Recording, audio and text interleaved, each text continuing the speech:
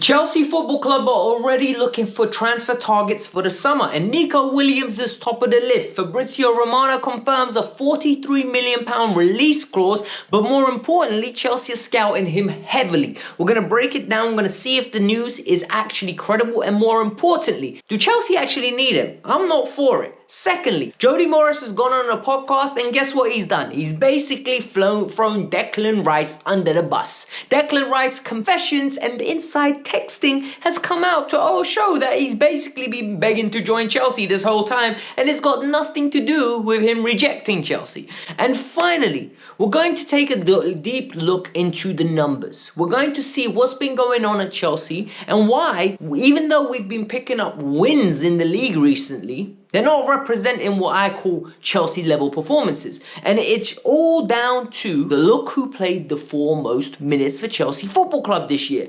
We're going to talk about it, we're going to break it down, and we're going to see the problems over there. It's not going to be popular, but at the same time, like I always tell you, I'm not here to be popular.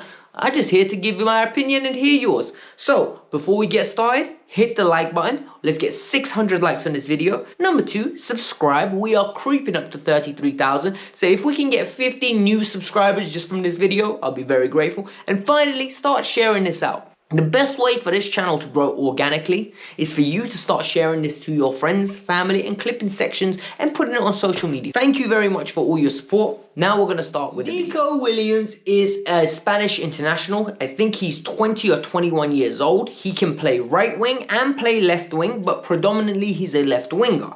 I have not seen too much of this player. I am going to be honest, that's one thing I take pride on this channel. Listen, I watch a lot of football, but Atletico Bilbao is not a team that I watch. I'm not going to lie to you religiously. The only time I watch Atletico Bilbao is if they're playing Madrid or they're playing Barcelona or they're playing Atletico Madrid, or anytime I want to go watch Raquelme play for Atletico Madrid. However, from what I've seen of him for Atletico Madrid and for Spain, kid's very young, very talented, techie, and has got bags of potential and pace. Intelligent football player, very neat and tidy. Scored an absolute cracker the other day for Atletico Bilbao against Barcelona. Him and his brother tore him up. However, do Chelsea need him? So let's look at the source. The source is Fabrizio Romano. And Fabrizio Romano is basically a Chelsea ITK. He basically lives within the Chelsea organization purely based on the fact that he's always the first one to come out with news pro Chelsea, and he's always reiterating the message the club wants to send out there. So we know that this is very concrete news.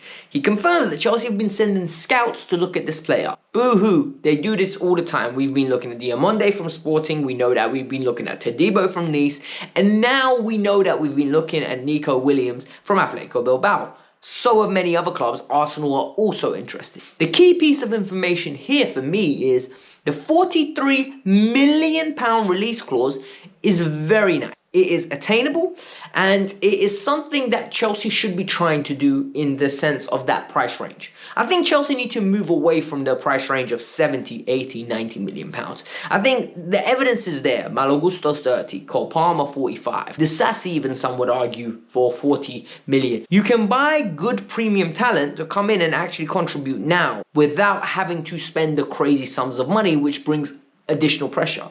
My question now is, why would we do this deal? Because I'm a firm believer of Nkunku works, Cole Palmer works. We also have Raheem Sterling, who everyone wants to get rid of at this moment in time. I understand why. I'm not going to argue it. He's really frustrating, especially considering how much money he gets paid. And he's meant to be in the twilight of his career where he is essentially in his peak and should be contributing on a weekly basis. However, Nico Williams is of a similar mold to a Mudryk and Noni. Someone that needs game time, someone that needs development, and someone that will need to be nurtured and given time to grow.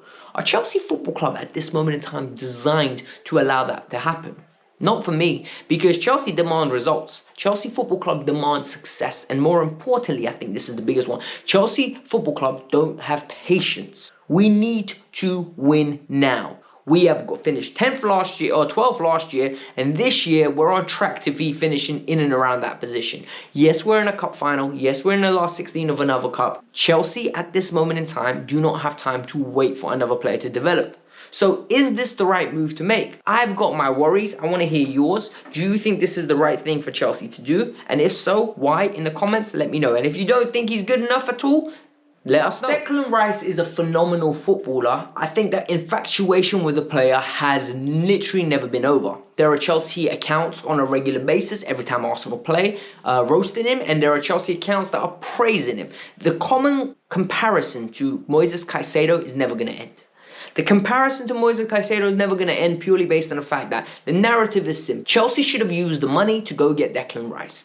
And the question here resides, would Declan Rice have come to Chelsea? A lot of people are going to say, not a chance. Why on earth would he come to Chelsea? Well, Jody Morris, a former Chelsea legend, some would call him, so I would say cult hero, worked under Frank Lampard at Chelsea Football Club as an assistant, did a podcast and spoke about it very openly. He said, Frank and Jody have messaged Declan Rice on multiple occasions trying to see whether he'd want to come. Direct messages.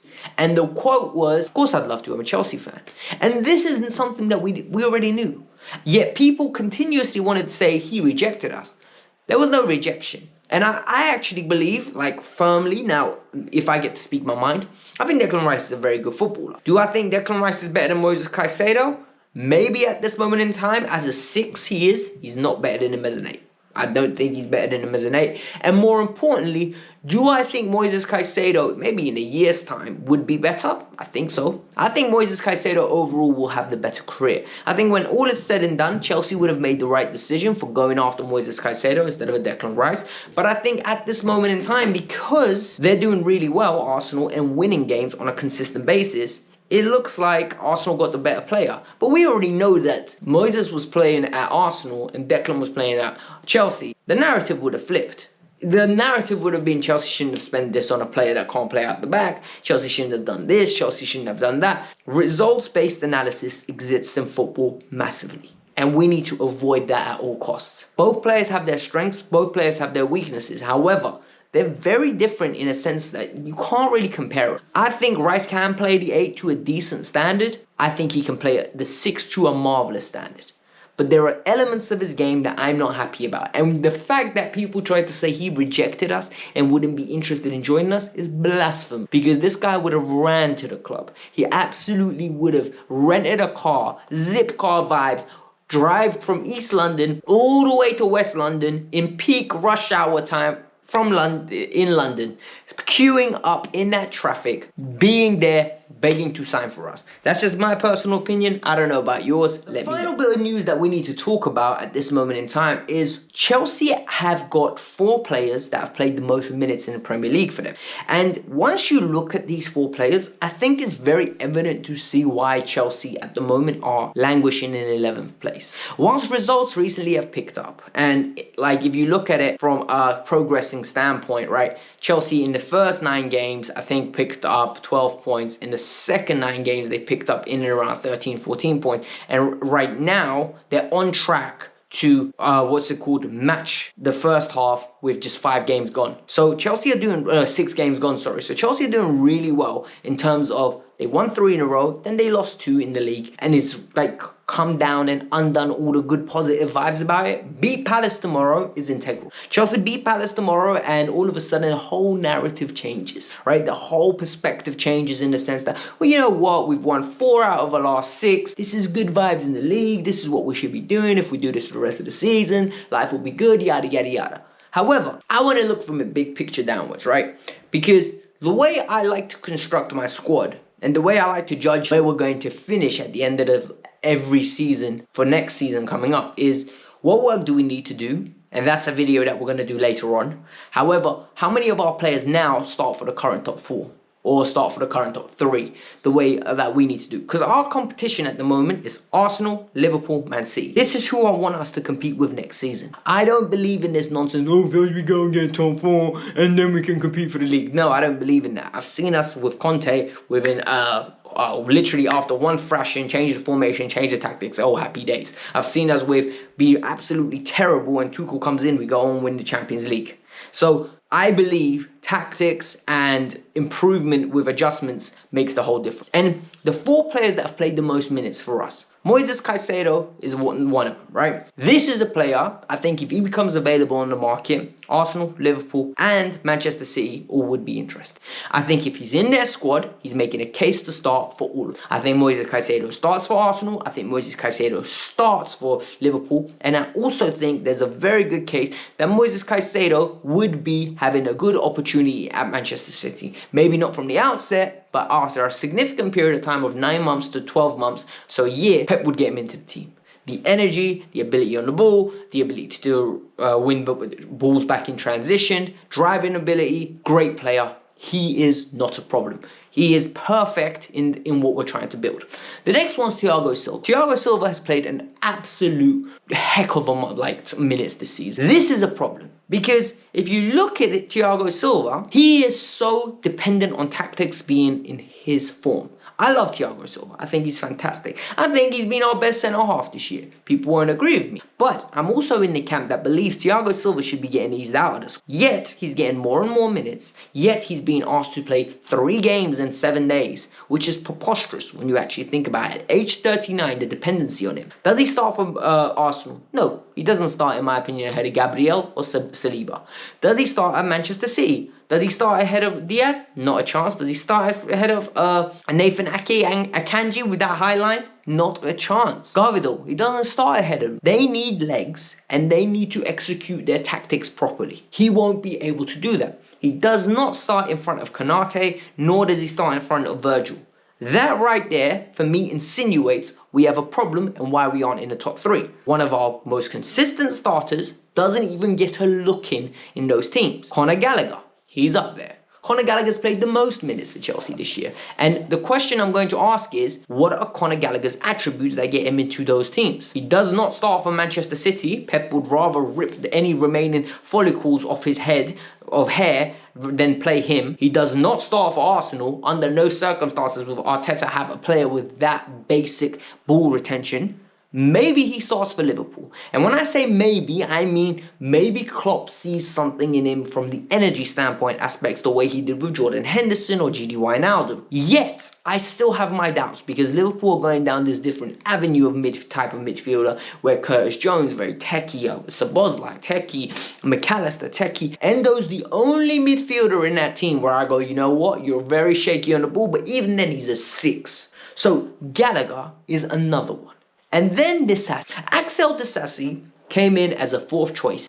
But Axel Disasi has played as a regular starter. And it looks like, going forward for the rest of the season, even when Badiashile and Colwell and Silva are fit, Disasi is not moving. He's an immovable object out of that team. Pochettino trusts him. Pochettino rates him. Pochettino depends on him. And the reason he depends on him is because Disasi, in his eyes, hasn't let him down. He hasn't been injured. He's consistent and he plays in multiple positions and he's got experience considering he's 25, 26 years old. Disasi is another player.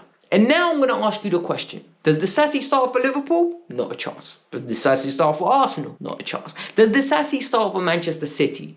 Not a chance. This is where our problem lies. 3 of the 4 players that have played the most minutes for Chelsea don't even look like they would be in the running for a top 3 team. And then you can go even lower. Do they start for the top 6 teams? Can they make it into Manchester United teams? United are 6. Thiago Silva potentially starts, and I think he would start, next to Rafael Varane. I think that's one player that would. Disasi, I don't think would. I genuinely do not believe Disasi is good enough for when Martinez is fit to start in that team. Conor Gallagher, no. I think Kobe Mainoo and I think Casemiro. This is the level that we're working at. Top 6, top 7, West Ham, Aston Villa, Brighton level, where these are the teams we're competing with. And it's no shock that our players that have played the most minutes are of that level. And we need to move away from this. We need to become better. And next year, this is why I believe we need to acquire a needle mover number 9, we need a centre-half, and we need a left-back. We get those 3 because Petrovic has resolved my issues of goalkeeper. I think we're in a better place. I think we're going to be more stable. I think we'll be a better organisation. But that's just my opinions, like thinking out loud on a Sunday night. I thought you guys wanted to get some content. Now I'm gonna go edit this video and then I'm gonna get ready for the AFCON final. Ivory Coast or Cote d'Ivoire versus Nigeria tonight. I'm really looking forward to this final. Victor Osimhen hopefully brings the trophy to Nigeria. I do want Nigeria to win, I can't lie to you. I love Ola Aina. So yeah, it is what it is. Hit the like button, subscribe to the channel. Let me know your thoughts, peeps. And yeah, see you tomorrow. Hopefully Chelsea get the W. Review will be here as per usual.